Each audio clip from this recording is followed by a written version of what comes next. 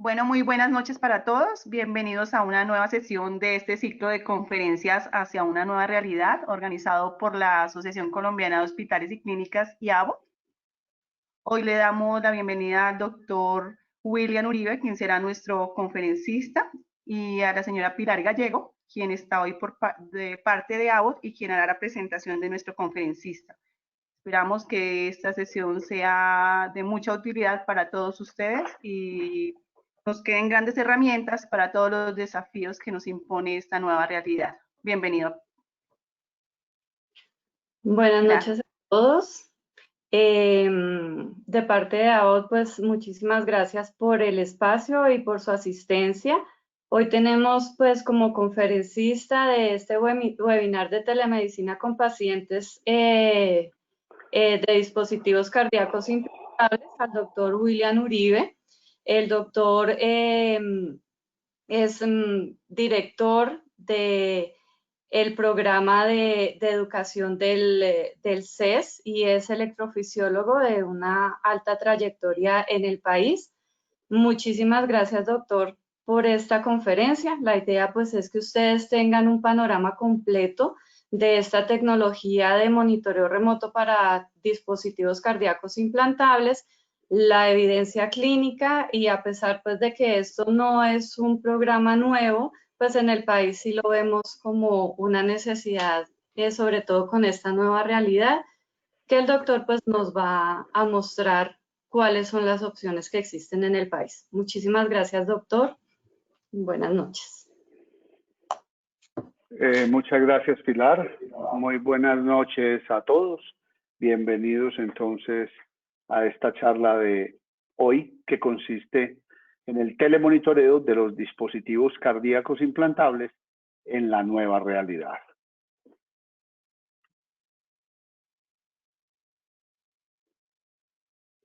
Esta presentación fue elaborada pues en todo su contenido por mí y a mí pertenecen todos los derechos de autor. Allí está mi declaración y mis conflictos de interés para los que desean leerlo.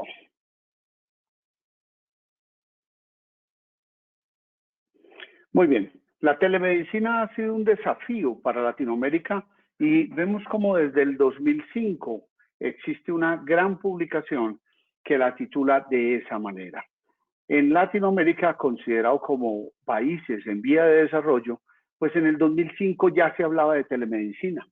En el 2009, en México, un gran amigo y compañero de electrofisiología, el doctor Milton Guevara, publica en el Hospital La Raza, en Ciudad de México, la primera aceptación de telemedicina en su país para hacer un telemonitoreo de los dispositivos automáticos implantables, tanto los marcapasos como los desfibriladores y los resincronizadores cardíacos. En el 2014 empiezan a aparecer publicaciones muy interesantes de costo, utilidad y de costo-efectividad de la telemedicina, de la medicina electrónica y de los sistemas de salud móvil. Y les hacen una revisión sistemática. Ellos aplican este término de costo-utilidad porque lo consideran con base en la medición de la utilidad de una tecnología con respecto a los años ganados de vida. En el 2015 aparece una publicación supremamente importante para nosotros en electrofisiología, ya que la principal sociedad americana que estudia las arritmias cardíacas, que es la llamada Heart Rhythm Society, libera su primer consenso de expertos en la interrogación remota y en el monitoreo de los dispositivos electrónicos cardíacos implantables, y eso se da en el 2015. Posteriormente, en ese mismo 2015, empieza a aparecer en la Unión Europea estudios muy interesantes acerca del reembolso del monitoreo remoto para esos dispositivos implantables electrónicos. En el 2016 aparece la publicación con respecto a la utilización de los cuidados de salud y de los gastos asociados con ese monitoreo remoto. Aparece un seguimiento a largo tiempo también de esos pacientes con monitores cardíacos implantables. Se evalúa en este estudio poniente, que es bastante interesante, la efectividad del monitoreo a distancia de los marcapasos en la calidad de vida, en la capacidad funcional y aún en la detección de la carga de trabajo. Además, se publica esta interesante revisión muy completa que fue publicada para acceso en general sobre los dispositivos electrónicos implantables. También los beneficios para los pacientes y para sus clínicas de seguimiento, ya que se empiezan a generar las clínicas de dispositivos electrónicos cardíacos implantables a nivel de todo el mundo. Y ya se recogen todos estos pacientes que van a recibir monitores cardíacos en sitios muy especiales para ellos. En Colombia, en el 2017, en la revista de la Facultad de Derecho y Ciencias Políticas de la UPB, la doctora Ana María Correa Díaz publica los avances y las barreras de la telemedicina en Colombia. Y miren que en las barreras, una de las más importantes era el cambio del paradigma de las aseguradoras, el desconocimiento de los beneficios, los vacíos legales para la aplicación de la telemedicina y otras en menor cantidad. Y eso fue publicado en el 2017. En ese mismo año de 2017 ya empieza a aparecer las publicaciones con respecto a la telesalud y la telemedicina, pero componente ético.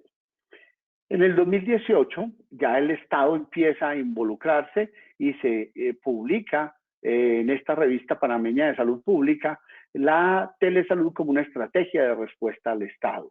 Y también se publica el monitoreo remoto de los dispositivos implantables cardíacos, el estado actual y las direcciones futuras. Todo lo que vamos a hablar hoy está revisado en todas estas bibliografías que les vengo comentando de manera histórica y ya vamos llegando al 2019. El año pasado hubo demasiadas publicaciones con respecto a estos temas, tanto de costo-efectividad de la salud digital, de la telemedicina, del telecuidado, de la salud electrónica, y se produjeron las primeras guías latinoamericanas, que son las guías brasileñas para la Sociedad de Cardiología en telemedicina, muy completas, están escritas afortunadamente en inglés, no en portugués, y se dejan bajar gratuitamente de la internet, se las recomiendo. Posteriormente ya entramos al 2020. El 2020, el año de esta pandemia, desde inicios del 2020 se publica primero el primer estudio de costo-efectividad del monitoreo remoto de los desfibriladores cardíacos implantables en Francia, un metaanálisis que mostró de manera contundente el beneficio en costos de este tipo de clínicas de telemedicina para el telemonitoreo o monitoreo a distancia o monitoreo remoto de los dispositivos cardíacos implantables. En el 2020 nos empieza entonces la pandemia del COVID-19 y se empiezan a publicar rápidamente. A partir de abril salieron las primeras publicaciones, a partir de marzo las primeras publicaciones y abril y mayo han sido muy activos en la efectividad y la seguridad del monitoreo remoto en pacientes con marcapasos 5 años después del implante. Esta publicación, por ejemplo, fue una coincidencia que saliera en el 2020, apenas la lograron terminar, pero no tuvo que ver nada con la pandemia. En cambio, esta publicación de la revista Circulation del 26 de mayo del 2020 sí nos llega directo a los electrofisiólogos, porque a través de la Sociedad del Ritmo Cardíaco Americana es la que nos rige en parte junto con la europea y algunas otras que vamos a mencionar enseguida. En esa sociedad europea también en el 2020 se produce este artículo muy interesante acerca de la efectividad, del costo-efectividad del monitoreo remoto y, como les mencioné, analizado por los franceses y finalmente acaba de ser publicado ahorita el 8 de julio en este journal que es Journal Electrónico de la Práctica Cardiológica o el componente ético de lo que son todas las herramientas de salud digitales y a las cuales hoy me voy a referir, las que tienen que ver con las enfermedades cardiovasculares, principalmente las del ritmo cardíaco, ya que mi especialidad es la electrofisiología. Mi participación ha sido bastante importante a nivel de estas sociedades, ya que desde el 2015 nuestro comité de la Sociedad Latinoamericana de Estimulación Cardíaca y Electrofisiología, llamada SOLAES por esa época, se unió con las 3 sociedades más importantes a nivel del mundo en las arritmias: la Sociedad de Asia-Pacífico, la Sociedad Europea y la Sociedad Americana. Y en esa primera publicación del consenso de expertos, en el estado de que estaban los cardiodesfibriladores, tanto la reprogramación como el análisis o testeo, pues sale mi participación como coautor. En el 2017 ya esas mismas 4 sociedades se trabajan en conjunto, pero es la sociedad americana la que lidera este artículo y nos invita a participar al resto de las sociedades de Europa, de Asia Pacífico y de Latinoamérica, y en esa también participa mi producción académica para ayudar a entender estos dispositivos electrónicos que vamos a mencionar hoy. En el 2019 sacamos ya una actualización sobre esa publicación del 2015 para la optimización de los dispositivos cardíacos implantables. También es muy interesante que este journal que nos publica en el ritmo cardíaco, el Heart Rhythm, publica este artículo importantísimo en donde participa también nuestra sociedad latinoamericana, ya ha cambiado el nombre, el Latin American Sociedad del Ritmo Cardíaco, en donde varios latinoamericanos participan y en ella se propone que se haga la medición del intervalo QT, que estaba llamando tanto la atención en ese momento porque se estaba recomendando el uso de la hidroxicloroquina profiláctica.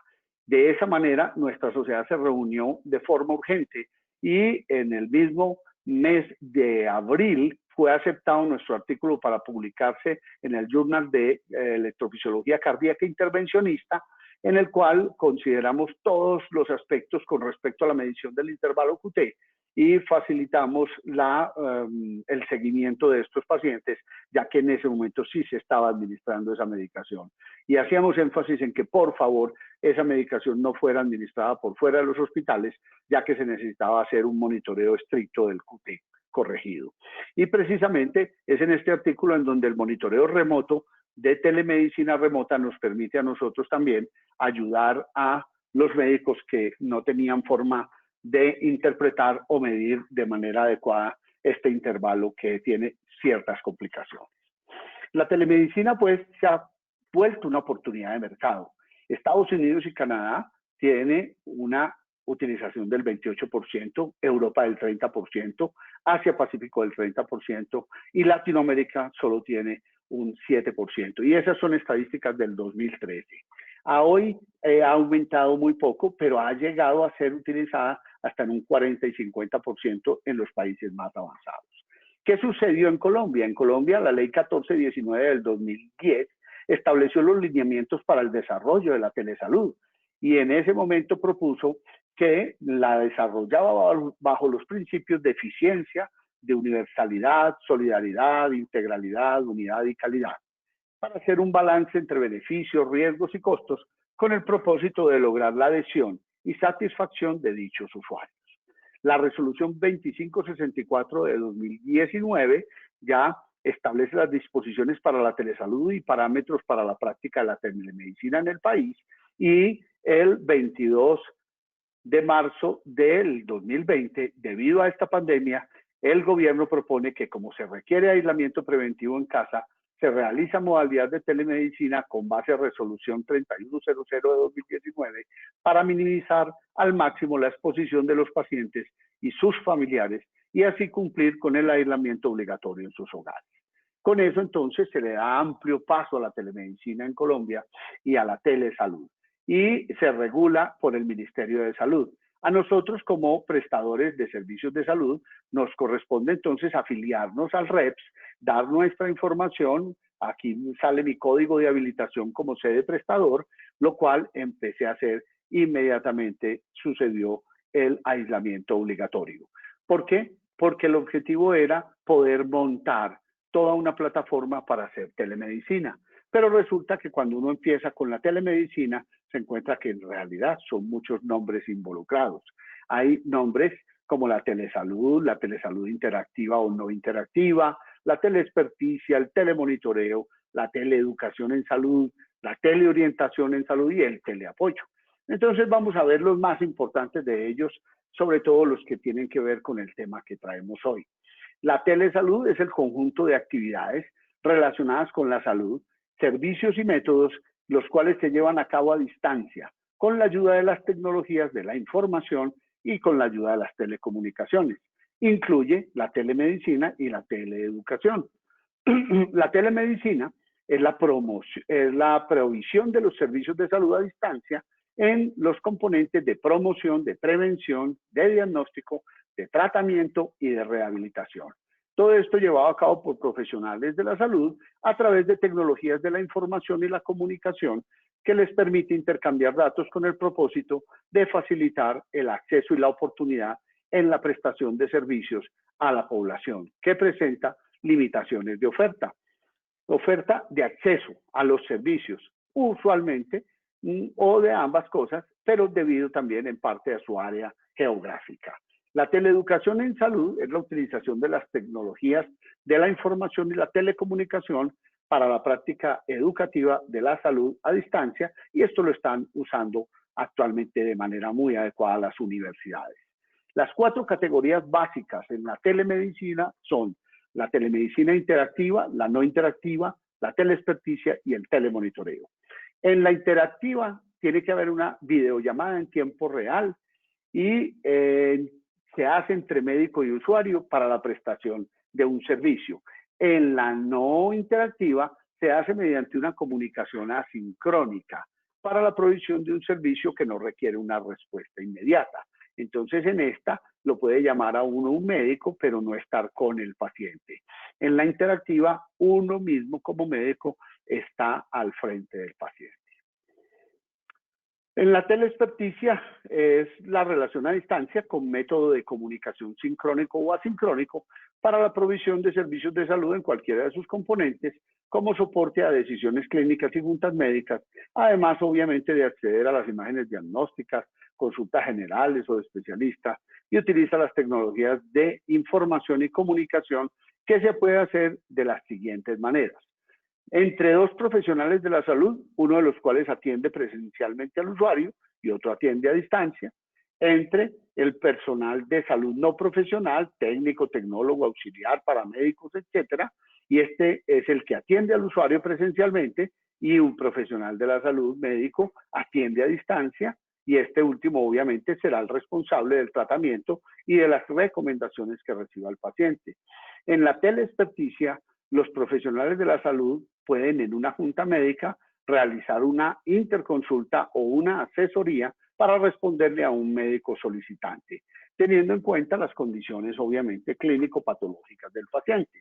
Este telemonitoreo funciona de una manera diferente al telemonitoreo de los marcapasos que vamos a hablar ahora, pero miren qué interesante cómo el telemonitoreo actual nos permite a nosotros a través de celulares, a través de pulsioxímetros, a través de relojes especiales como el Apple Watch, que son capaces de tomar un electrocardiograma como este y lo toma durante 30 segundos y finalmente lo puede poner en este formato que es de PDF y se le puede enviar al médico, a la clínica o al teléfono que el paciente tenga conectado.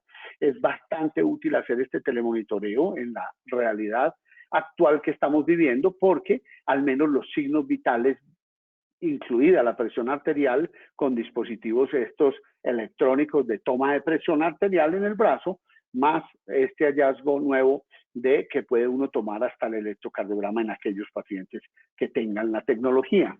Con base en todo esto y apoyando la campaña Quédate en casa, lo primero que hicimos nosotros como grupo estratégico en la ciudad de Medellín fue hacer nuestra publicidad de campaña apoyando al Ministerio de Salud para prevenir la propagación del COVID y por eso lo invitábamos a los pacientes a aplazar su cita de control periódico. En ese momento estábamos montando la plataforma de la telemedicina y no teníamos cómo atenderlos virtual y mucho menos presencial porque los servicios estaban cerrados por orden del gobierno.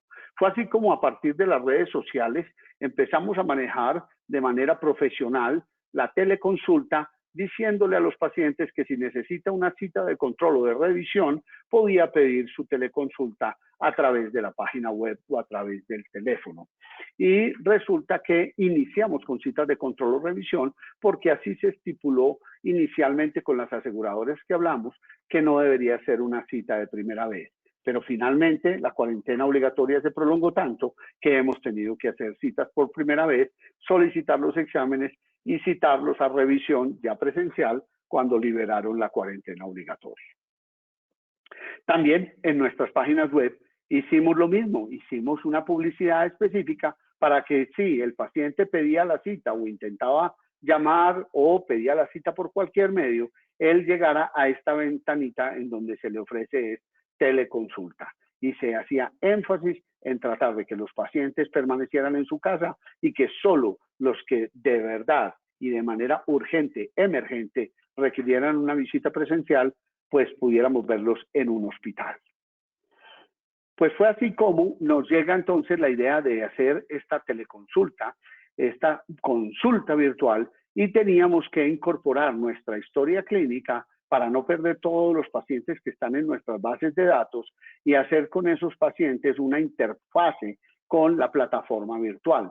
Fue así como nuestros ingenieros de historia clínica se ponen en contacto con los ingenieros de la plataforma de teleconsulta para que nuestra historia clínica pudiera ser utilizada para que pudiéramos tener la telemedicina que por orden presidencial en el país y por requerirse aislamiento preventivo en casa se autorizó completamente y obviamente también había que firmar un consentimiento, el cual también se ponía anotado de manera específica en la teleconsulta, aclarando que la teleconsulta solicitada por el paciente, se explicaban los beneficios, las limitaciones y el paciente aceptaba. De esa manera, entonces, la plataforma se vincula con la historia clínica que nosotros manejamos y así se logra que el paciente tenga un portal de paciente. El portal del paciente es supremamente importante, ya que un paciente que tiene exámenes y quiere que uno los vea, los puede cargar a través de su portal. Después de terminada la consulta, el paciente allí también puede acceder a toda la información que se generó. Y así el paciente le queda en su recordatorio y en su calendario cuando se le asignó la cita, porque tiene su propio portal. Para el portal no se le exige nada. El número de la cédula es su usuario y su clave también es el número de la cédula.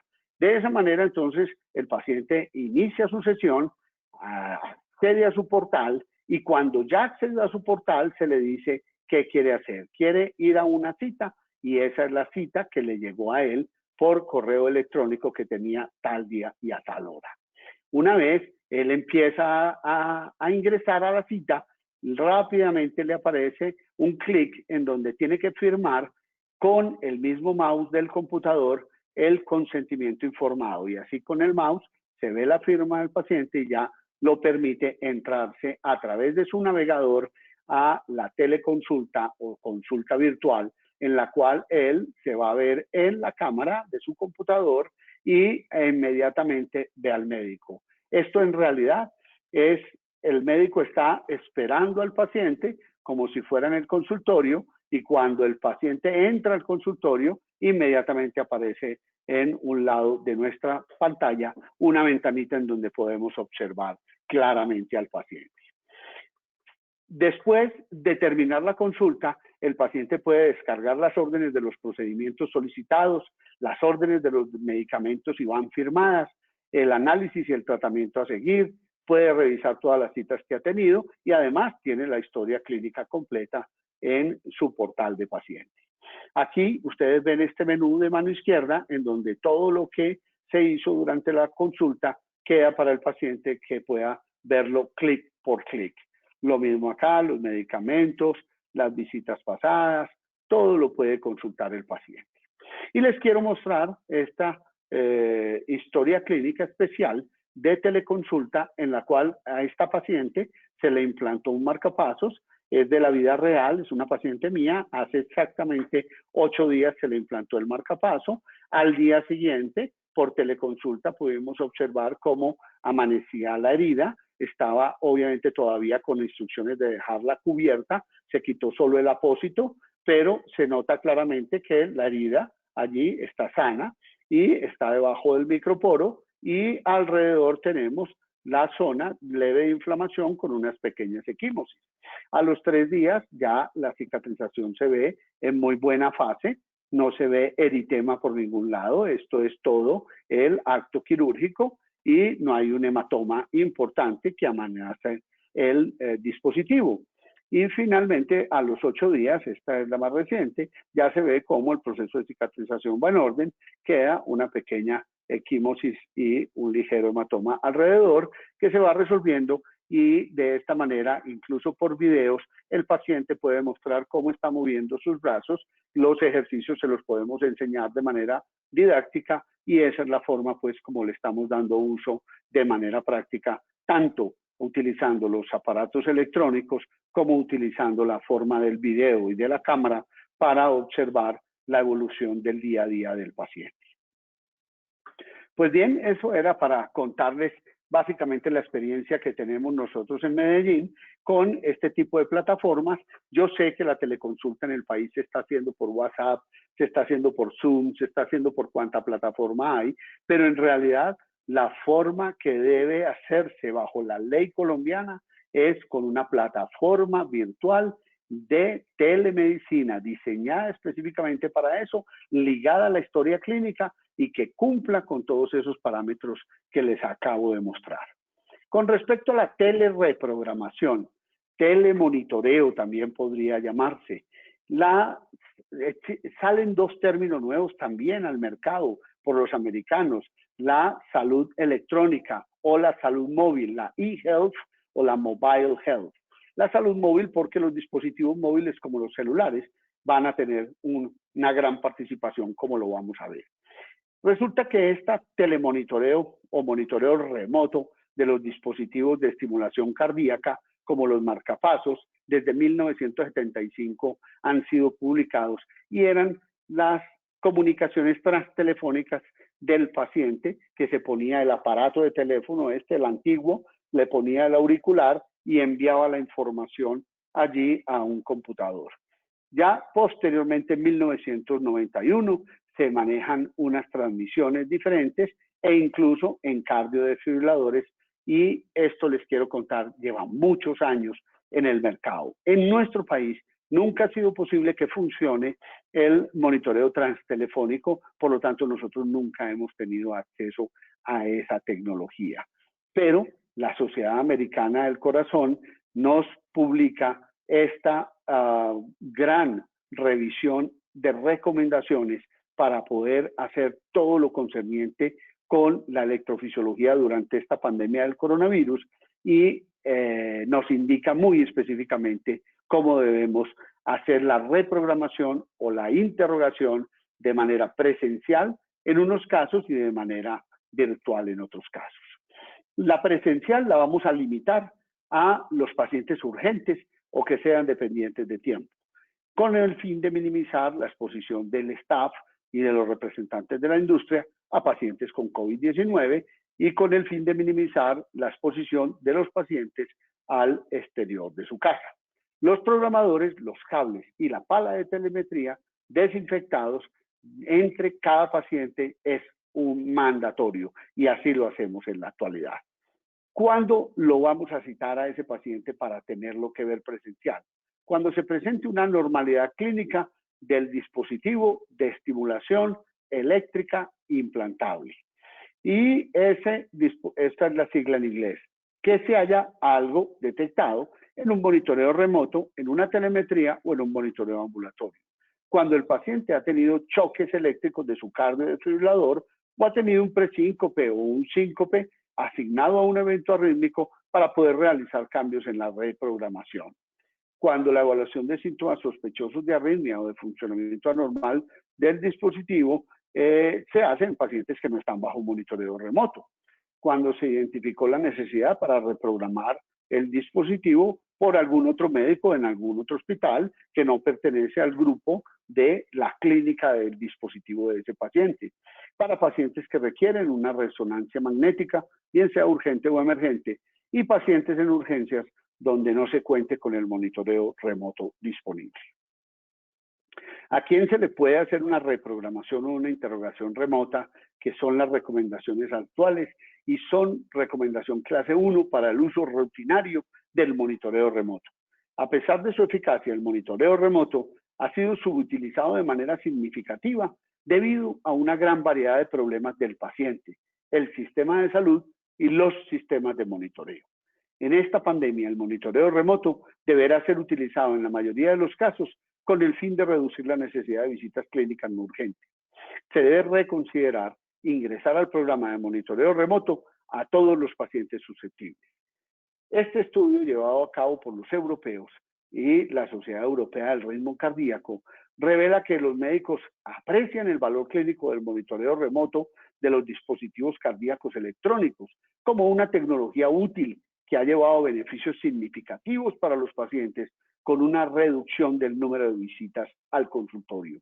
Pero, en general, el monitoreo remoto carece de remuneración, lo cual es percibido como la mayor barrera para su implementación, y eso en los países europeos ocupa el mayor porcentaje del no monitoreo. En países como los Estados Unidos, donde el monitoreo remoto es una práctica remunerada, se estima que apenas llega a ser del 50% en los pacientes elegibles, a pesar de que ha demostrado el monitoreo remoto que mejora la mortalidad cardiovascular, la disminuye notablemente, que disminuye la cantidad de choques inapropiados de los cardiodesfibriladores, que acelera el tiempo para la detección de las arritmias auriculares, una de ellas la fibrilación auricular, que cuando se presenta y emboliza produce como desastre un accidente cerebrovascular, y también el tiempo para para detectar un evento de manera clínica y de esa manera tomar la decisión clínica correspondiente, bien sea de iniciar un tratamiento o de hacer algún procedimiento.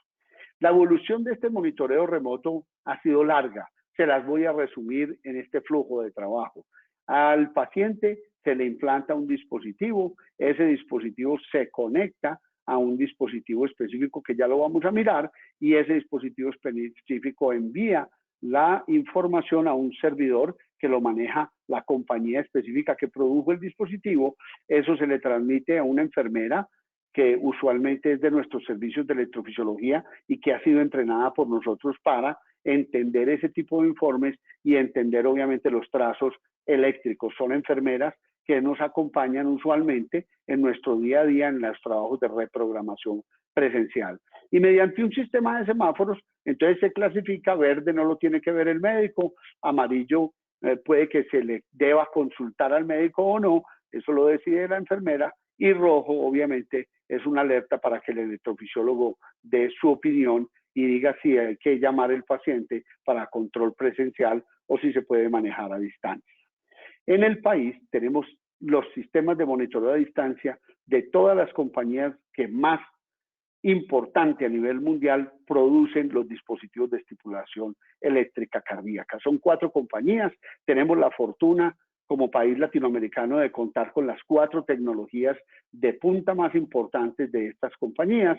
Una de ellas, por ejemplo, nos muestra cómo podemos chequear a los pacientes, se les entrega el día que se les implanta su dispositivo cardiodesfibrilador principalmente, pero también se puede en los resincronizadores y en los marcapasos. Cada vez lo están haciendo más pequeño. También se sacó como manera celular para que el paciente lo llevara en el bolsillo, en su pantalón, y también un dispositivo para dejar en la casa. Uno podía tomar la decisión que quería, si poderlo cargar o dejarlo permanentemente en la casa, ya que este tipo de dispositivos hacen sus transmisiones generalmente en la noche. Este específico, que se llama Cardio Messenger, utiliza una tecnología satelital. Nos dio mucho trabajo cuando llegó al país, porque la frecuencia celular que utilizaban era la misma frecuencia celular de nuestros militares, y casi no fuimos capaces de mejorar ese problema hasta solo 5 años después de que llegó al país esta tecnología. Todos estos dispositivos van a tener entonces un médico con un dispositivo tipo computador, tableta electrónica, cualquiera de estas tecnologías, para poder revisar en su propio correo electrónico, o lo que es mejor, todos hoy tenemos acceso a una plataforma de médico tratante, el paciente tiene acceso a una plataforma de paciente y así mientras el paciente está durmiendo, todas las noches el dispositivo se comunica vía Bluetooth generalmente con el marcapaso, cardiodesfibrilador o resincronizador que se le ha implantado y envía la información a una central. De esa central se envía la información a nuestro control de telemonitoreo o de telereprogramación. Esta otra compañía también tiene un aparato muy moderno que se llama Latitude, el cual puede el paciente conectarse a través de su celular, enviar la información que se requiere. Él no tiene que escoger qué enviar, simplemente es apretar un botón y ese sistema es manejado por el paciente para alimentar diariamente la información que tenemos de nuestros pacientes. En esta pandemia, esta solución que trae esta compañía es supremamente útil y ya les voy a mostrar cómo la hemos utilizado. Resulta que una de nuestras personas entrenadas para ayudarnos y colaborarnos con las reprogramaciones de los dispositivos va a usar estas gafas. Lo que esa persona esté mirando, que es la pantalla de un reprogramador, lo va a transmitir a través de su celular mediante este set de conexión todo lo que se llama el kit de ojo clínico, que es lo que está viendo en ese momento. Es decir, el portador de las gafas a través del celular lo manda a un computador en donde está el médico o el observador remoto que está haciendo la reprogramación, pero que en nuestro país siempre somos los electrofisiólogos. Este es mi consultorio. Esta doctora es una de nuestras fellows de electrofisiología y allí tenemos varios reprogramadores y ella está mirando la pantalla. Cuando ella mira la pantalla, inmediatamente en el computador del electrofisiólogo, en este caso el mío, se ve la información que eso transmite y eso nos permitió a nosotros tener estas salas de espera completamente vacías de pacientes. Solo citábamos de manera cada 30, 40 minutos cada paciente sin acompañante, a no ser que fuera indispensable para que no hubiera acúmulo de pacientes. Aquí en esta zona funcionan 7 consultorios y por lo tanto vemos que cuando reiniciamos la consulta presencial podíamos manejar mucho de la tecnología y hacer mucha virtual. Esta compañía también nos presenta una opción muy interesante con un dispositivo que, al igual que los anteriores, transmite de manera remota. Tenemos un portal los médicos, tienen un portal los pacientes para recibir la información y trae como novedad este aparatico pequeñito para poner en la mesa de noche de muy fácil manejo, en donde el paciente solo tiene que hundir este botón central, ver que se prende un aro alrededor y ya con eso el dispositivo hace su propia conexión encriptada vía Bluetooth con el dispositivo que tenga implantado. Y este aparatico a través de vía celular, señal celular, o vía Wi-Fi, que es mucho más sencillo también, envía toda la información a un sistema de recolección que se llama el CareLink, en donde está diseñado para que la industria reciba toda la información del dispositivo. La industria le hace un semáforo a esa información y nos envía a nosotros, a nuestro servidor, en el sitio donde hacemos la telereprogramación, el telemonitoreo de los dispositivos, y allí nos almacena a nosotros día a día todos los datos de los pacientes que están incluidos en nuestras clínicas de monitoreo. La compañía Abbott tiene 2 dispositivos muy interesantes. Uno, el Merlin at Home, el cual es este dispositivo que se lleva el paciente para la casa, lo tiene en su habitación para que se haga la transmisión diaria de eventos. Llega también a un portal. Ese portal es el portal del médico y el médico puede acceder a toda la información de su paciente.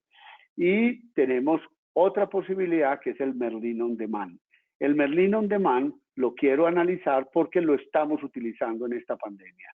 Resulta que cuando estuvimos en el aislamiento obligatorio y ahora en el aislamiento preventivo, hemos tenido que dejar uno de estos aparatos en nuestros sitios de trabajo, en nuestros hospitales, y allí el personal entrenado por nosotros es capaz de reprogramar para nosotros el paciente, porque este aparatico permite obtener toda la información que normalmente nosotros estamos al frente cuando tenemos un reprogramador y nos la manda a nosotros al mail. Estos específicamente informes me llegaron a mi mail, en donde ustedes ven que habla completo de todo, la batería, cuánta longevidad le queda, cómo están las impedancias, cómo están los umbrales, si fueron o no realizados, si tiene qué frecuencia cardíaca, en qué modo de reprogramación está, cómo están los intervalos, cómo se ha comportado el marcapaso, está estimulando en este caso más del 99% en aurícula y 95% en ventrículo, cuáles son los episodios de arritmias y de qué tipo han sido, y fuera de eso nos envía los electrogramas con esta calidad para que nosotros podamos determinar qué tipo de arritmia está haciendo el paciente en el caso indicado o que el funcionamiento sí es adecuado. Miren lo completo que son estos informes, son informes que nos muestran absolutamente como si estuviéramos nosotros en directo, en presencia, haciendo la reprogramación. El problema que hemos tenido es lograr que en el país se acepte la remuneración de este tipo de reprogramación, pero ya tenemos por gestión grande del Colegio Colombiano de Electrofisiología, que en Colombia ya está incluido en el CUPS, el monitoreo cardíaco con transmisión remota. Nosotros en la práctica, primero estuvimos hablando con las aseguradoras con que trabajamos y les mostramos toda esta evidencia, igual que se las estoy enseñando o compartiendo hoy a ustedes, para el monitoreo para dispositivos implantables con capacidad de transmisión remota, y llegamos a un acuerdo, y es que el pago por ahora pues se hace de la misma manera que el pago de la reprogramación presencial. El Colegio Colombiano, como les explico, estuvo muy activo en conseguir que el CUPS se pudiera alimentar de esta manera. Resulta que actualmente se reembolsa entonces en los casos de las aseguradoras con las que hemos tenido conversación, y se ha visto que el proceso de la salud tiene en este sentido de la reprogramación 4 pasos. 1 es la consulta médica, 2 es la interrogación del dispositivo, 3 es la reprogramación del dispositivo y 4 es el monitoreo remoto. De tal manera que hicimos una revisión de los CUPS correspondientes. Este es el precio del pago que hacen por cada uno de estos servicios en dólares, y mire que todas estas son reconocidas. La consulta médica, la interrogación del dispositivo, la reprogramación del dispositivo, pero la única que todavía no ha sido estandarizada en la negociación entre aseguradoras y los prestadores de salud, y es algo que traigo como enfático hoy para ver si entre todos los que pueden tratar de trabajar en este campo se puede llegar a un acuerdo. ¿Cuáles son los beneficios de un monitoreo remoto? Son muchos. La detección temprana de eventos clínicamente significativos es fantástica. Inicialmente era 2 meses más temprano porque la transmisión no era diaria, pero actualmente son reportes diarios. La instauración temprana de un manejo apropiado, en promedio 4.6 días, ha hecho que se reduzca hasta en un 50% las tasas de accidentes cerebrovasculares para los pacientes en quienes detectamos de manera remota que está haciendo fibrilación auricular. Y la reducción en el volumen de consultas presenciales se ha logrado en un 54% para reducir los costos en el funcionamiento y para mayor oportunidad para la solicitud de citas para otros pacientes que necesitan de la electrofisiología. Además de eso, se ha presentado una reducción en los costos de atención. Hay reducciones en las tasas de hospitalización hasta del 18% y en los costos de la hospitalización completa de un 30 a un 50%. Y reducción del 21% en las consultas por urgencias. Todo esto son las publicaciones americanas y son publicaciones bastante recientes. Hay disminución en el número de descargas inapropiadas por los desfibriladores. Hay mayor satisfacción del usuario porque confía más en su servicio de salud. Hay mejoría en la percepción de seguridad con su dispositivo y hay un aumento en la duración de la batería del dispositivo. Entonces es así como la reducción del costo total en salud que se analizó para Medicare y que a 3 años se vio que los marcapasos se reducen un 9%, bien sea que tenga o no tenga fibrilación auricular, y en los pacientes que tienen dispositivos más complejos como son los cardiodefibriladores y los cardioresincronizadores, que son dispositivos especiales para aquellos pacientes de falla cardíaca que tienen alto riesgo de muerte súbita, el HOMBO, como lo llamamos nosotros. En ellos produce una reducción mucho mayor, hasta de un 17% en el gasto total a 3 años de los pacientes que están siendo sometidos a monitoreo versus los que están sin monitoreo. Además, se reduce el número de evaluaciones hospitalarias, el número de admisiones hospitalarias, el tiempo para la detección de los eventos clínicos y la mortalidad por todas las causas a 3 años. El telemonitoreo sí se puede en Colombia, ya se hace. No lo hacemos a gran escala, pero ya tenemos la primera clínica de telemonitoreo funcionando con un número reducido de pacientes, pero que aspiramos que cada vez sea mayor. Y que en esta pandemia lo hemos crecido de una manera considerable de la mano de la industria que nos ha prestado el apoyo y el soporte para, en este momento, mientras se da la negociación, no tener algunas tarifas de cobro en algunos casos específicos. Esto es mayor conveniencia para el paciente, para la aseguradora y para el clínico. Mejora la calidad del cuidado clínico, permite el diagnóstico precoz de problemas técnicos del dispositivo o clínicos, facilita la intervención clínica precoz y activar el monitoreo remoto en un paciente con un dispositivo de alta energía dobla la probabilidad de sobrevida. Miren todo lo que produce como beneficio clínico el monitoreo remoto. Disminuye en un 79% el tiempo de la detección de los eventos clínicos. Disminuye en un 66% las hospitalizaciones por arritmias auriculares y stroke asociado, accidente cerebrovascular. Disminuye en un 50% el riesgo relativo de muerte. Disminuye en un 34% la mortalidad por todas las causas, pero en los pacientes específicos que tienen implantado un cardiodesfibrilador o un cardio de resincronizador. Y disminuye el 27% en la mortalidad por todas las causas en pacientes que tienen solamente implantado un marcapasos. Estas son todas las referencias solo de esta última slide, de la anterior, en la reducción del costo y de los beneficios clínicos. Todas las tengo a disposición de ustedes porque son bajadas libremente de la internet, se pueden bajar sin ningún costo. Las recomendaciones que el consenso de la Sociedad Americana del Corazón tiene hoy en día vigentes, publicadas desde el 2015, se debe hacer lo siguiente. Cuando técnicamente sea posible, se recomienda una estrategia de monitoreo remoto de los dispositivos de estimulación eléctrica cardíaca, combinada con al menos una interrogación presencial al año, y eso es una clase de recomendación 1 con un nivel de evidencia A. A todos los pacientes que tengan dispositivos de estimulación eléctrica cardíaca, se les deberá ofrecer monitoreo remoto como parte de la estrategia del seguimiento estándar, y también es una recomendación de clase 1 y nivel de evidencia A.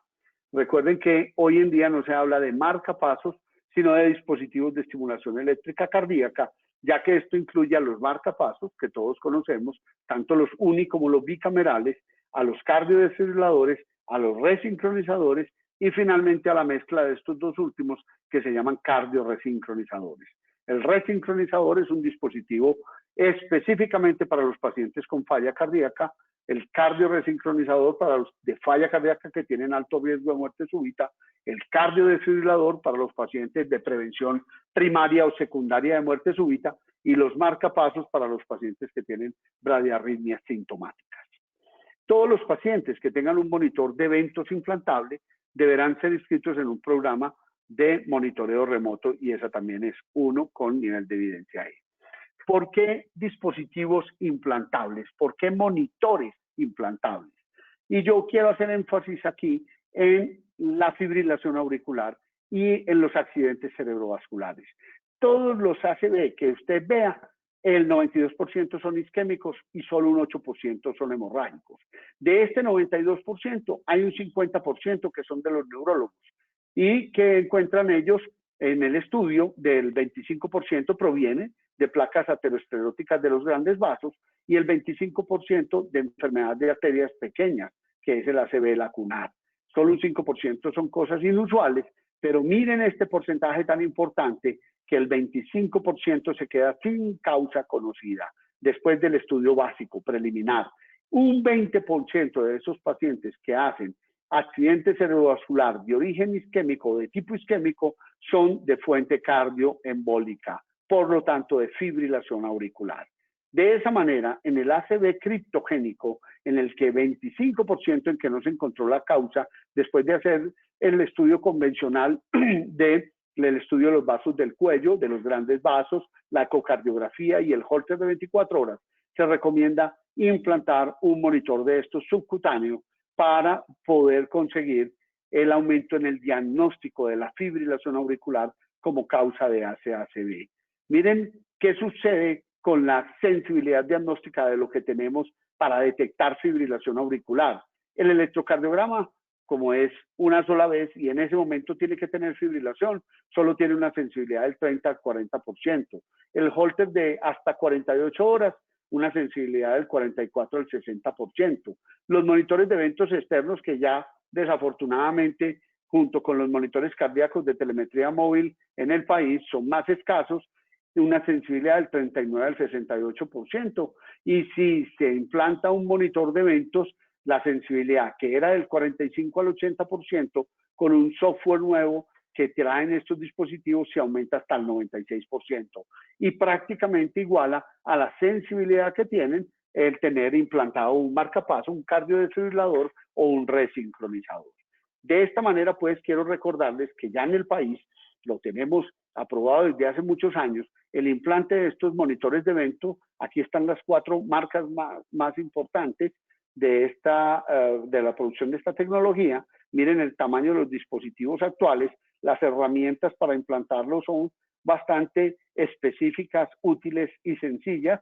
Primero se procede a hacer una incisión en la piel, a penetrar esa lancetica hasta la fascia, porque este dispositivo tiene que implantarse a través de una herramienta como esta, por debajo de la fascia, encima de la zona del corazón en el precordio. Primero se hacen unas medidas para poder saber que esa información de ese dispositivo que va a llegar, como en este caso, a una aplicación específica que está tanto para celulares iPhones como Androides, y a través de esa app, el monitor de eventos le envía información diariamente y esa información se va a transmitir a su médico en la plataforma que nosotros como médicos tenemos cada que ingresamos un paciente para monitoreo remoto.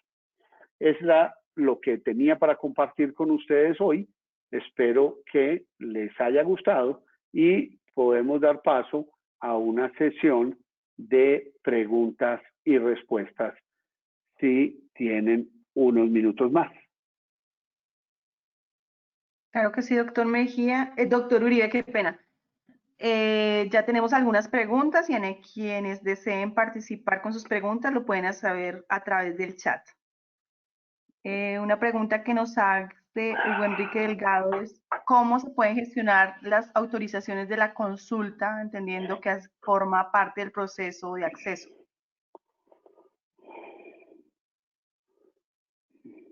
Quisiera aclarar esa pregunta, por favor. Proceso de acceso. No, pues en sí la pregunta es ¿cómo se gestionan en este caso las autorizaciones de las consultas? Las autorizaciones de las teleconsultas, las aseguradoras privadas nos autorizaron desde el inicio de la pandemia a realizar teleconsulta, consulta virtual, con el mismo costo de una consulta presencial, simplemente aclarando que era una teleconsulta, dejándolo claro que costara así en la historia clínica. Fuera de eso, tuvimos que vincularnos, ¿sí?, al REPS para poder tener autorización para hacer teleconsulta y registrarnos allí y cumplir con todo lo del Ministerio de Salud, con que inicié la conferencia para poder atender teleconsulta, y esa consulta se facturaba de la misma manera que una consulta presencial. El mismo valor. Otra pregunta es, en estas plataformas o para el pago de estas consultas, ¿cómo se maneja el pago de cuotas moderadoras, bonos, el valor Sí, total? eso está muy bien. El pago de las cuotas moderadoras en efectivo ya no se recibe presencialmente, sino que el paciente a través de una transferencia bancaria utilizando cualquiera de las plataformas. Muchos de nosotros tenemos también el código QR de Bancolombia y nos transferían haciéndoles llegar ese código. Los vouchers y todo eso, se le decía al paciente que lo podía tener hasta que hubiera forma de salir cuando la cuarentena fue obligatoria, pero ahora que no es obligatoria, lo hacen llegar a un centro que en este caso nosotros tenemos la consulta por fuera del hospital, es un centro solo de consulta externa, de muy bajo riesgo, pues, para adquirir contaminación.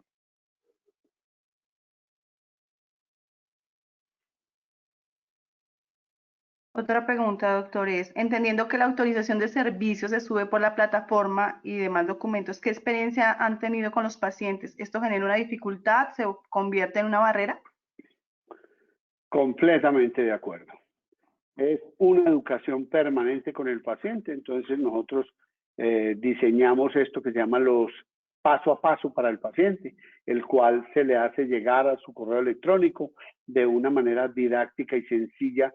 Se diseñó el paso a paso para que él pueda abrir su portal de paciente y ver que a través de simples clics puede subir esa información. Pero sí ha sido una limitante y una barrera. Sin embargo, también le hemos visto las soluciones.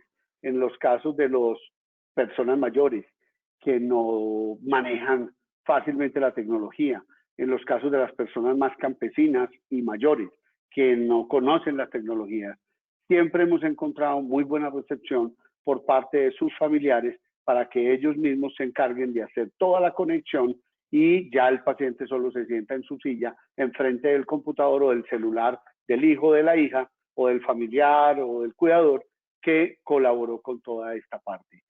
Si les da dificultad, no voy a decir que no. A veces los teníamos que llevar, simplemente hacíamos una videollamada por el celular y les preguntábamos en qué paso iban y los llevábamos de la mano paso a paso. También los ingenieros de la plataforma prestan ese servicio. La plataforma en este momento tiene un chat en donde inmediatamente el paciente entra, le pregunta, ¿necesitas ayuda? De entrada. Y si necesita ayuda, lo van guiando como llevándolo de la mano virtual en este caso. Funciona, en realidad funciona. Otra pregunta también respecto a los usuarios. Dice que si tiene costo para el usuario los elementos o equipos de monitoreo a distancia. No, en el país el usuario no tiene que pagar particular esto, lo debe cubrir la aseguradora. En los dispositivos de alta energía, los cardiodefibriladores, los cardioresincronizadores, que son dispositivos muy costosos, la industria ha colaborado mucho en que podamos adoptar toda esta tecnología y han tratado de disminuir, de paquetizar el costo del dispositivo en el implante para que pueda incluir el dispositivo de monitoreo para el paciente. Si el paciente es un paciente que no es asegurado ni al POS, ni a las medicinas prepagadas, ni a póliza, a ese paciente sí le tocaría cubrir el valor de ese monitor. Son monitores que no cuestan más de 3 millones de pesos, es plata, pero es un monitor para todo el tiempo que el paciente va a tener el marcapaso o el cardiodefibrilador o el cardioresincronizador. Gracias, doctor. Otra pregunta. Para el monitoreo remoto, ¿se requiere que el equipo sea especial, es decir, diferente a los dispositivos convencionales? El monitoreo, a ver, para el monitoreo remoto, cada compañía tiene un dispositivo específico que le da al paciente y que él se lo enseña a manejar y que el paciente se lleva para la casa, se lo lleva con él. Entonces, sí, es un equipo especial, pero nuestro reprogramador es el mismo. Funciona el mismo reprogramador para la presencial que para la virtual. Solo una aclaración es este nuevo dispositivo Merlin On Demand. Ese Merlin On Demand es un aparatico diferente a todo lo que teníamos, pero para tener no en la casa del paciente, sino en las consultas en donde se ve gran volumen de pacientes y que no podamos nosotros como electrofisiólogos estar presenciales. Ejemplo, los electrofisiólogos mayores de 60 años que debemos cuidarnos, yo todavía no estoy ahí, pero ya casi, y que debemos cuidarnos de estar afuera, es una muy buena opción La otra es cuando se considera la cuarentena obligatoria y hay solo un personal restringido dentro del hospital. Entonces, una de las personas que trabaja para nosotros también puede utilizar este dispositivo. Ese sí es un dispositivo diferente y no necesitamos nosotros tener reprogramador para ese, ya que el dispositivo en sí es un reprogramador que permite enviar toda la información, pero al correo electrónico del médico. Obviamente al médico le corresponde comunicarse con esa persona que está allí presencial y decirle, hay que cambiarle la programación, esta tecla, esta otra, y con eso uno dirige la reprogramación a distancia. Doctor, nos pregunta Ciro Alfonso Gómez, ¿qué alternativas de uso de esta tecnología puede tenerse en lugares apartados, provincias donde es difícil el acceso a Internet? Si no hay Internet, sí se exige al menos que llegue señal celular. Si no hay ni señal celular ni Internet, no se puede. Ellas no funcionan sino por esas dos vías. La satelital también es la otra opción y habría que probarla en las regiones muy apartadas. Pero no lo pongamos tan apartado, pongámoslo en las regiones veredales. En las regiones veredales nuestras, en donde hoy en día hay buena señal celular y hay incluso a veces hay forma de que ellos tengan Wi-Fi por su plan de datos, pueden transmitir este tipo de información y se convierte en un arma muy, muy buena para nosotros para manejar pacientes de otras ciudades. Por ejemplo, a nuestra ciudad, Medellín, Río Negro específicamente, en una de las zonas donde yo trabajo, llegan muchos pacientes del Chocó y esos pacientes del Chocó son muy buenos candidatos para uno mantenerlos monitorizados, ya que en todo el Chocó no hay cómo reprogramar esos pacientes. Otra pregunta es de qué magnitud es la inversión que requiere una institución para adaptarse a estas tecnologías. Muy pequeña, tiene que contar con un sitio, un consultorio, un computador que esté conectado al internet, una impresora y tiene que contar obviamente con personal calificado, entrenado, iniciando el proyecto, creo que con medio tiempo de una enfermera o un médico de planta, dependiendo cada servicio, a quien le gusta más tener, o los que tienen fellows utilizan mucho los fellows para este tipo de trabajo, ya que por ahora, como apenas estamos creciendo, la cantidad de trabajo que esto genera no es tanta.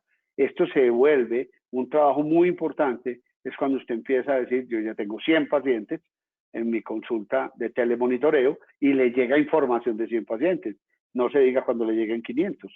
Ahí sí va a demandar una inversión mayor en personal para estar atento a no dejarse copar por la gran cantidad de información que va a llegar al computador y poder depurar esa información de tal manera que se hace un triaje de qué se necesita ver, qué no se necesita ver, de lo que se necesita ver presencial, qué es urgente, emergente, qué es electivo a corto plazo o a mediano plazo. Vale, doctor, otra pregunta es, cuando usted habla de que legalmente se debe contar con una plataforma, ¿qué tipo de plataforma es? ¿Es válido hacer un desarrollo propio o esa plataforma se debe oficialmente publicar o inscribir en alguna parte? Debe contar con aprobación, debe contar con registro INVIMA, debe contar esa plataforma con los requisitos que el gobierno los tiene publicados, exige. ¿Sí? En esas publicaciones que hace el Ministerio de Salud, allí en uno de esos decretos dice, la plataforma virtual debe incluir esto, esto y esto y esto, y es lo que yo le acabo de decir, debe contar con registro INVIMA. En el país existen varios tipos de plataformas. La que yo mostré es una de ellas. La base o la sede es en Bogotá. El grupo se llama Medical y lleva más de 10 años trabajando con plataforma de telemedicina y tiene gran cantidad de hospitales y aseguradoras que la están utilizando desde hace mucho tiempo y que ahora en la pandemia obviamente se ha disparado de una manera notable el uso de esta gran herramienta que es la telemedicina. Otra pregunta, ¿existe forma de darle carga transdérmica a los dispositivos implantados por medio remoto como se hace actualmente con algunas tecnologías? Carga remota. Descarga será, a ver, carga no. Ninguno de nuestros dispositivos en la actualidad, hasta el día de hoy, se recargan. Solo se reprograman. Pero ojo, esa palabra es una palabra muy colombiana. En realidad lo que se hace es una telemetría del dispositivo, es decir, se interroga el dispositivo, se trae la información del dispositivo a través de un mouse o a través de un monitor de estos especiales que mostré hasta un computador. En ese computador se analiza la información y si requiere cambios, ahí sí se reprograma. Si no requiere cambios, si todo está bien, si no muestra arritmias, si no muestra disfunción de ningún tipo, si el paciente no refiere ningún síntoma, entonces uno no necesita cambiar parámetros, solo revisar que todo esté bien. Por eso la palabra reprogramación a veces implica que la gente piense van a recargar bien el marcapasos. No hay forma de recargarlo. Si la pregunta era con respecto a una descarga eléctrica, porque los cardiodesfibriladores y los cardioresincronizadores producen descargas eléctricas para evitar que el paciente muera súbitamente por una taquiarritmia ventricular maligna del tipo de la taquicardia ventricular o la fibrilación ventricular. En ese caso, la descarga tampoco es posible de manera remota. El dispositivo lo hace automáticamente. No tenemos que darle la orden de que se descargue. Él tiene unos parámetros programados previamente por nosotros como electrofisiólogos para que si la taquicardia del paciente cumple con los requisitos X, Y, Z, son varios requisitos que le exigimos a las taquicardias que amenazan la vida. Si cumple con eso, el aparato descarga, esté donde esté el paciente. Puede estar sin acceso a monitoreo, ahí sí puede estar en lugares donde no hay señal celular o no hay Wi-Fi. El dispositivo, como es electrónico, no depende de eso, depende de su duración de batería. Una función muy importante de este monitoreo remoto es que evita que los dispositivos se agoten sus baterías sin que la persona se dé cuenta y pueda fallecer por una cosa completamente prevenible. Doctor, nos preguntan cómo se puede medir la confiabilidad y sensibilidad de los datos que transmiten los dispositivos. En realidad, eso es absolutamente confiable. ¿Por qué? Resulta que todos estos dispositivos cardíacos implantables tienen 1 o 2 o 3 cables dentro del corazón. Y esos cables son los que llevan la información eléctrica de cada una de esas cavidades en donde están hasta el marcapasos o cardiodesfibrilador o cardioresincronizador. De allí, bien sea por una telemetría presencial o por un dispositivo de monitoreo remoto, eso se obtiene toda esa información. La del monitoreo remoto se hace vía Bluetooth y es fidedigna, es completa, es perfecta. Uno no ve allí interferencia en esa transmisión. Es de muy alta calidad y es encriptada para que no pueda ser hackeada pues, por alguien que sepa bastante de sistemas. De tal manera que la información que le llega a uno, lo que pasa es que no es en tiempo real. Eso sí hay que tenerlo en cuenta. No es en el instante que está pasando. Ella llega con una distribución periódica, porque claro, a eso hay que ponerle unos horarios de transmisión. Eso no transmite todo el día y a toda hora, porque se agotan las baterías. Eso transmite tantas veces, es programable, tantas veces al día, o todas las noches, o siempre a tal hora, etcétera, etcétera, etcétera. Tiene muchas funciones y finalmente esos datos son transmitidos a una central. De esa central es que son enviados a, digamos, la centralita o al computador o a la oficina o al consultorio específico del grupo de electrofisiólogos o del electrofisiólogo que implantó el dispositivo y que ingresó el paciente en su sistema de monitoreo remoto. La sensibilidad del aparato es muchísima. Prácticamente no omite información y tiene una gran capacidad de enviar con alta fidelidad los electrogramas, que es finalmente lo que a nosotros nos permite interpretar que la señal eléctrica de ese corazón está bien e interpretar el tipo de arritmia que está presentando. Además, transmite con gran fidelidad cuando hay interferencia con los electrodos, él también la muestra. Es decir, si el daño fue que el paciente por alguna situación, uno de los electrodos se le desprendió o uno de los electrodos se le fracturó, que sucede con los pacientes que sean sometidos a unas cargas excesivas en los trabajos de los hombros, pueden hacer fractura del electrodo por compresión en el ligamento que está entre la clavícula y el esternón. Doctor, nos preguntan si los equipos requieren mantenimiento y qué pasa con los equipos si el paciente fallece. Hoy en día, los dispositivos de estimulación eléctrica cardíaca no son reutilizados. Hubo una época en que podíamos reutilizar y estábamos autorizados para hacerlo cuando el sistema de salud no cubría a todo el mundo y había pacientes pobres, muy pobres, que eran de tipo particular, en donde podíamos utilizar marcapasos extraídos de cadáver y marcapasos obviamente que hubieran sido recién implantados a esa persona que falleció. Nosotros lo analizábamos con los reprogramadores primero, antes de decidir si sí o si no, se mandaba a esterilizar.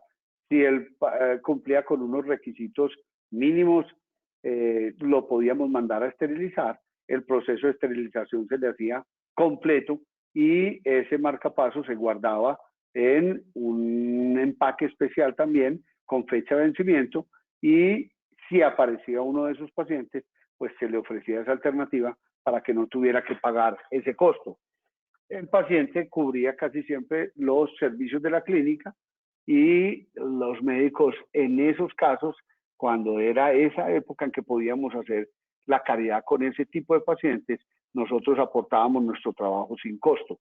De tal manera que un procedimiento que costara 10 millones de pesos podía salir en 1 o en 2 millones de pesos nada más para el paciente. Doctor, un par de preguntas más.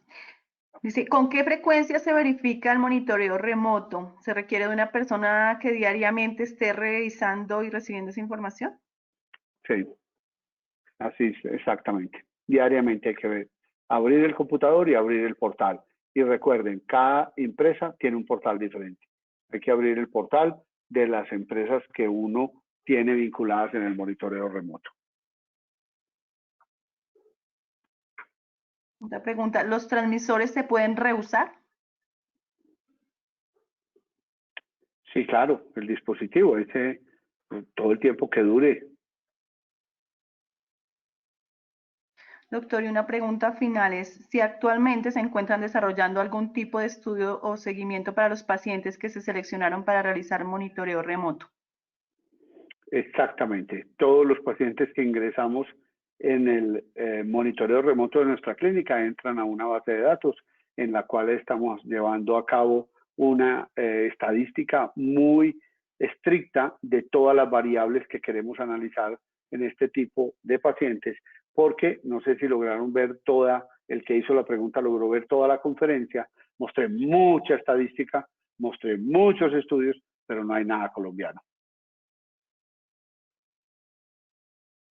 Vale, doctor, no tenemos más preguntas por ahora, entonces agradecerle a usted su tiempo y todo el conocimiento que nos compartió en esta noche. A Abu también muchas gracias por ayudarnos con esta nueva sesión. Muchísimas gracias a ustedes por la invitación y a todos los asistentes por acompañarnos. Feliz noche. Gracias, doctor. A todos los asistentes, nuevamente nuestro agradecimiento por aceptar esta invitación de la Asociación Colombiana de Hospitales y Clínicas IAHO, y recordarles que el próximo martes tendremos una nueva conferencia dentro de este ciclo de Hacia una nueva realidad. Esta conferencia se denomina Guía Práctica para el Manejo Nutricional del Paciente con COVID-19. A partir de mañana empezarán a recibir el link para que se vayan registrando, para que nos ayuden a compartir con sus colegas. A ustedes muchísimas gracias, feliz noche y los esperamos el martes.